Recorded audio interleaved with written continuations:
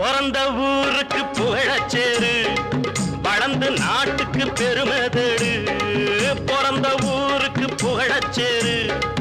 வளர்ந்து நாட்டுக்கு பெருமை தேடு 4 பேருக்கு நன்மை